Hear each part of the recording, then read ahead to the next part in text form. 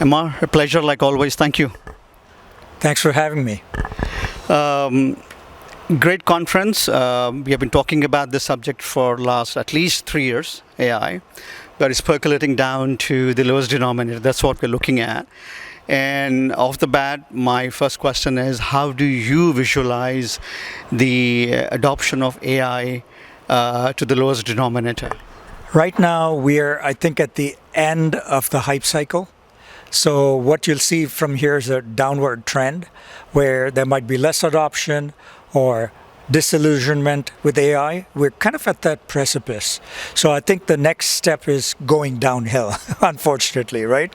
And then it's going to bottom out, and then the real impact will be felt later. So right now, early adopters started using it, so of course usage is high. At some point, there's disappointment, especially in corporations where they tested out, did a pilot.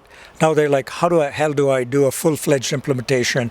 There's so much internal things to get in lined up and so forth, right? So I think that's the stage we're in. But like most technologies, we always overestimate the usage in the beginning and underestimate the usage later on. And that's what's happening, combined with, the hype. There's so much hype that AI is going to cook, AI is going to make you coffee in the morning, AI is going to clean your house. That's not going to happen. But maybe in the long term, it'll happen. Yeah. I want to switch gears and look at the macro scene for India. Largest population, a huge young population, all educated, technologically savvy. First question is about the similar thing is, how do you think India could leverage this technology? And my next question for that is, how do you think they can then outsource it to the rest of the world? So I think India is in a unique position. We have the youngest population in the world, and they're eager to learn this kind of new technology. And the good thing with AI is it's how you prompt the system. So it's not anything else. It's not learning coding. It's like, how do you tell the system how to code? So if we can teach our young people how to do the best prompts, they can be wizards. They can really be the best in the world. The second thing is that a lot of the world's global south look to India as a leader.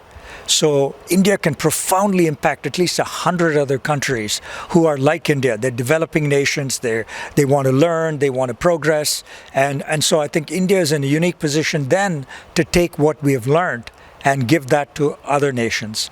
The second thing is India has been the leader in IT outsourcing and services. India now, those companies need to transform themselves into AI-first companies. Okay, and that's going to be a tough transition. But if they can do that, they can be the transform agents for the Fortune 500 and other organizations in the West. So India is sitting kind of at the middle, the global south on one side, the global north on the other side. I think India can make a lot of money with the global north, and then maybe spend some of those monies made with the global south to improve the world. When it comes to policy and implementation, you work with the government there at different levels. How do you see that? Because the diaspora, who have been here for 30, 40 years, who have been trying to do good for India. It's been like, give and take in the past years. Didn't succeed as much, but now the intent is there, the good policies are in place. Where do you see there's room for improvement so more people can contribute? So Indiaspora's role, as you know, is to really connect the 35 million people like us, who live outside of India. This is a very rich group. If you look at the GDP of this group of 35 million of us, it's over $1 trillion. That's a huge economic force. So if we can connect these 35 million people with India, they can be a force for good to help the country. It's happening already.